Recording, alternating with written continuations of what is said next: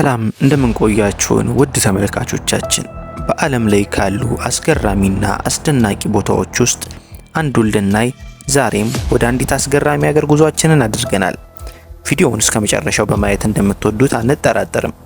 ሰብስክራይብ እና ላይክ እያደረጋችሁ አብራችሁን ቆዩ። ጉዟችንን ወደ ፓፑዋ ጊኒ አድርገናል።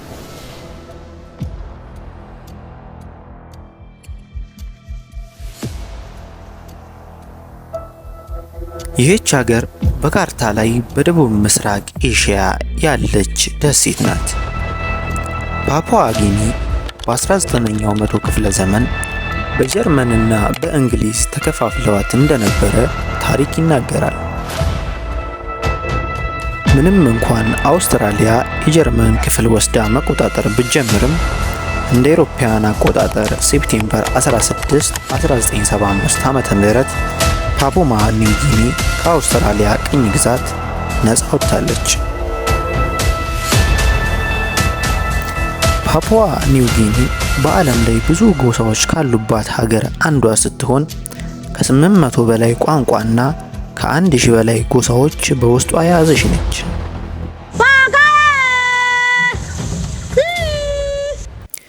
በሀገሪቱ ብዙ ጎሳዎች ቢኖሯትም ታዋቂ ከሆኑት ውስጥ ሁሊ፣ አሳሮ፣ ኢንጊ እና ሴፒክ የታወቁ ጎሳዎች ናቸው።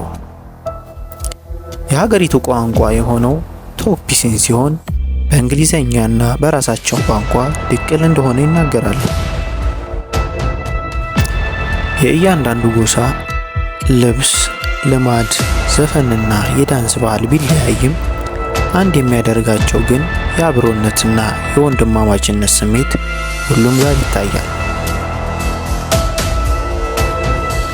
የፓፑዋ ጊኒ ማህበረሰብ ህይወት ከመንፈስ ጋር የተያያዘ ነው። የአዳምን መንፈስ ከሁሉ ነገር ውስጥ ያዩታል። በዛፍ፣ በውሃ፣ በተራራና በነፋስ ውስጥ ያዩታል። ስለዚህ የዱር ዛፎች ከመቆረጥ፣ እንስሳትን ከመግደል ወይንም መሬት ከመቆፈራቸው በፊት የአዳምን መንፈስ ፍቃድ ይጠይቁታል።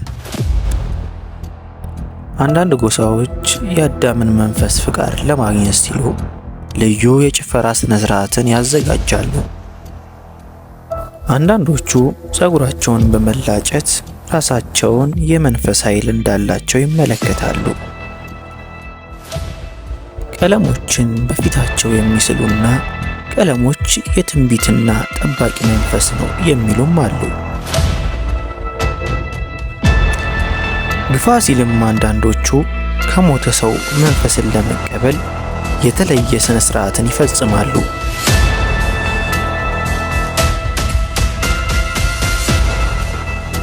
በፓፑዋ ጊኒ ማህበረሰብ ህይወት ውስጥ ጭፈራ ለመደሰት ብቻ አይደለም፣ አስክሬንም ለመቀበር ብቻ አይደለም፣ ቀለማትም ቀለማት ብቻ አይደሉም፣ ይልቁንም ከመንፈስ ጋር የተያያዙ ናቸው እንጂ።